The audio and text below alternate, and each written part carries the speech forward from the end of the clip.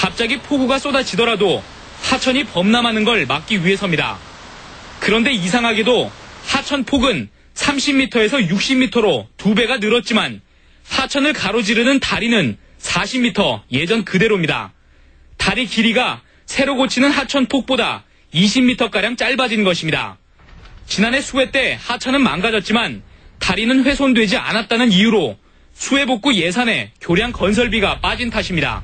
수해 당시에 그 하천교로는 피해가 없었습니다. 피해가 없는 하천이기 때문에 그 복구 대상에서 그 제외가 돼 있었던 거고요.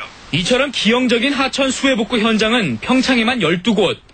어쩔 수 없이 다리 부근에선 하천 폭을 줄일 수밖에 없다 보니 갑자기 폭이 좁아지면서 물살이 빨라져 다리가 유실될 위험이 높습니다. 이 때문에 교량 유실을 예방한다며 추가 공사까지 하고 있지만 항구적인 대책이 될 리 없습니다. 물이 이 호안을 치기 때문에 이 호안에 의해 가지고 교량이 유실될 우려가 있습니다. 그래서 수중부에 있는 물의 충격을 완화시키기 위해서 하천 따로 다리 따로인 수해 복구 공사.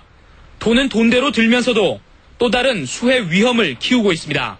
MBC 뉴스 최훈입니다. 이혼이 급증하면서 아빠 혼자 아이를 키우는 이른바 싱글데디 가정이 크게 늘고 있습니다. 전국적으로 28만 가구나 됩니다. 그들의 애환을 노재필 기자가 들어봤습니다.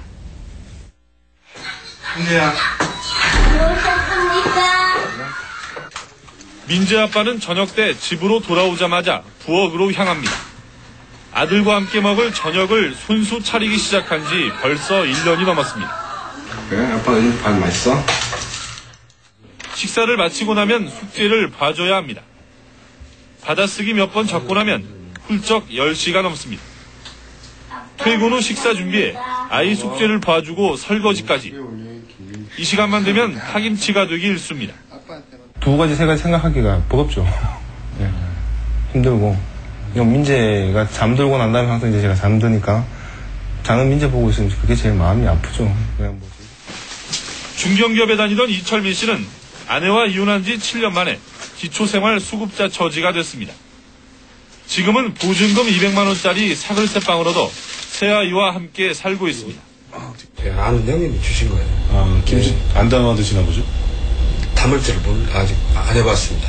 사서 먹고 뒤에서 얻어먹고 그랬습니다. 이 씨는 아내와 헤어지고 얼마 되지 않아 아이 셋을 키우면서 정상적인 회사 생활을 하는 게 불가능하다는 점을 절감했습니다. 그래서 아이들과 좀 더 많은 시간을 보내려고 회사를 사직한 뒤 개인 사업을 시작했습니다. 하지만 사업이 실패하면서 아이 셋을 키우는 일이 정말 막막해졌습니다. 어떻게 살아야 하나 앞으로. 그것만 매일같이 그것만 걱정하니까. 라면에다 밥 말아서 먹고 하는 것이 하루 이틀도 아니고 솔직히 더욱 어려웠던 건 혼자 아이를 키우는 자신을 실패자로 여기는 주변의 곱지 않은 시선이었습니다. 저소득 한부모 가정, 특히 싱글 대디 가정인 경우는 월세나 전세를 얻기가 쉽지가 않습니다. 그분들을 그 잠재적인 그런 범죄자 같이 인식하는 경우도. 어떤 면에 대적하는 마땅한 지난 어린이날에 열렸던 한부모 가족의 행사장입니다. 이곳에서 만난 오종인 씨는 이혼한 뒤부터 8년간을 아들과 단둘이 살아왔습니다. 그때는 애가 말을 많이 안 했어요. 그냥 뭐 물어보면 진짜 몰라. 완전히 몰라맨이었는데. 그러나 아이를 위해 직장 근처로 집을 옮기고 아이와의 약속은 꼭 지키는 등 작은 실천을 통해 문제를 해결했습니다. 서로 막 힘겨루게 하다 보면은 제가 상처도 좀 나고 그래요. 왜냐하면은 내가 상처나는 게 낫지 얘 상처는 제가 못 내거든요.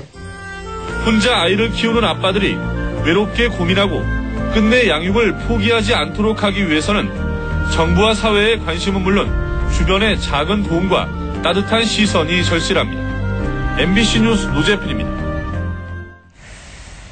경선 중재안으로 시끄러운 한나라당은 언제쯤 이 혼란이 가라앉을까요? 이명박, 박근혜, 양진영은 당분간은 버티기로 맞설 태세입니다. 정순혜 기자가 보도합니다. 의원직까지 내걸고 배수진을 친 강재섭 대표는 오늘도 거듭 양보와 타협을 촉구했습니다. 크게 양보하는 사람이 결국은 저는 인기도 올라가고 이길 수 있다 이런 생각을 합니다. 그러나 이명박, 박근혜, 양 진영은 강 대표가 사퇴 시한으로 설정한 15일까지 상대가 물러설 때까지 버텨보자는 입장입니다. 박근혜 전 대표는 온종일 두문불출했고 측근들은 원칙을 지켜야 한다면서 강 대표의 양보 촉구는 이명박 전 시장을 겨냥한 거라고 주장했습니다.